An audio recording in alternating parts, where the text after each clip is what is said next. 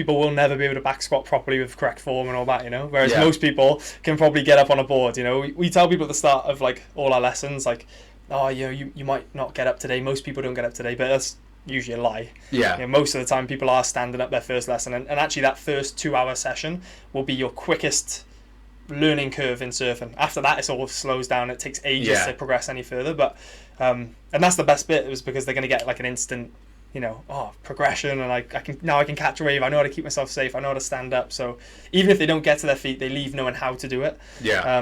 So yeah, I think people think they can't do it, but quite quickly they learn, I can, as long as, and that's part of being a good coach. And what I've learned from my boss, who I think's one of the best teachers I've, you know, come across. Just Richard, that's Hugh, isn't it? Hugh, yeah, for sure. He taught you, yeah. So you know, just the way you breaks things down, that taught me a lot. And actually, for people, you need to break things down a lot more than when you can do a skill. You just think, just go and do it, you know. And that's how I came to be a surf coach. I was like, just go stand on a board, but it's not that simple, you know. No.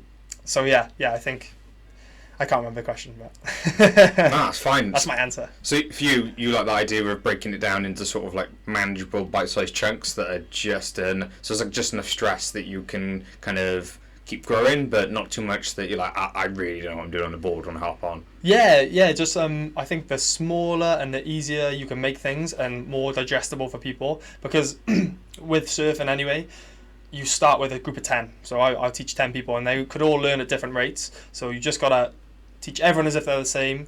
You know, we tell them what we're doing, we show them what we're doing, then they go and do it. So it's like all the ways people could learn, you try and give that to them, you know. So I think the smaller and I don't know how you say it, like individualized, or like single things to tell people, rather than telling them to do lots and lots of different things. Just one thing at a time makes a big difference, for sure. No, I definitely agree with that. I think within my own coaching practice, when I'm teaching normally when people come in we have a semi-private trained service, so it's like PT in a small group. A lot of people that come in, they're really anxious, nervous, they've never picked up a barbell before. For sure, yeah. And session number 1, starting with deadlift, you know, quite a foundational movement to get them for any sort of strength training. Is that what you teach them first, is a deadlift? Yeah? Normally deadlift or squat. Just picking off the floor, right? That's the you're basically just getting the bar. Really simple. Moving away up, when you actually get into it, it's simple to us, yet to someone who's never done it before, it seems quite complex. I know there's a lot of stigma behind things like deadlift and be like, I'm going to pull my back, but that's that's bad deadlifting. Good deadlifting is the opposite. It should be a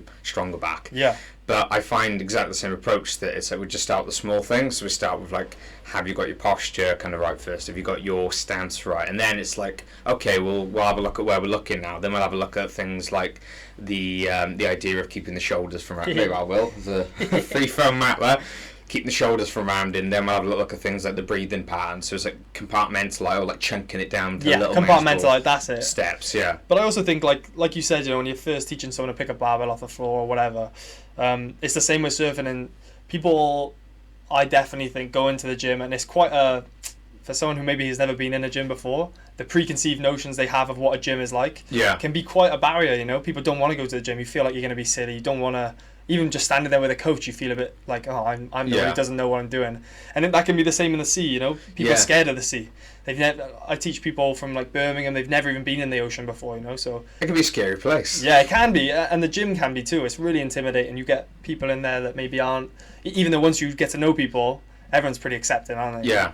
I think those preconceived notions are a holdback for a lot of people. And I think that's a stigma that is one of the stigmas at the minute hasn't been broken, is that initial getting people to go do it. Yeah. Do you think going into the right place for your first experience in a particular sport field is really key to that as well?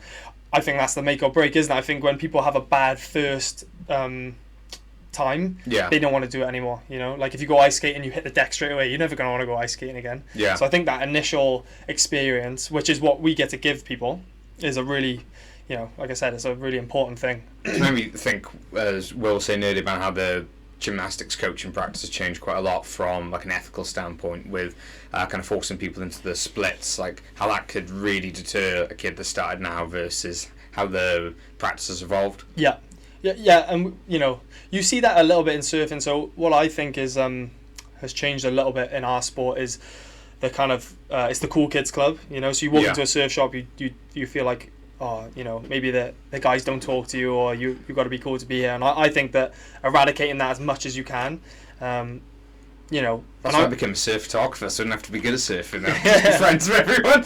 I'm not super woke or anything, but I think just the inclusivity is just so important, you know, just not making people feel like they shouldn't be there, or they're not good enough to be there, or, you know, yeah, not treating everyone like they're idiots basically when they walk in, which is what I used to be like. You know, I used to walk into a surf shop and it'd be real clicky. That's the word, clicky. Yeah. And I think that's... Do you think there's still a bit of clickiness on certain breaks? Of course there is, yeah, for sure, man. I mean, I felt it just coming from Penarth, you know, coming from a town that isn't a surf town at all. Yeah. 45 minutes for me to drive, and I still live there.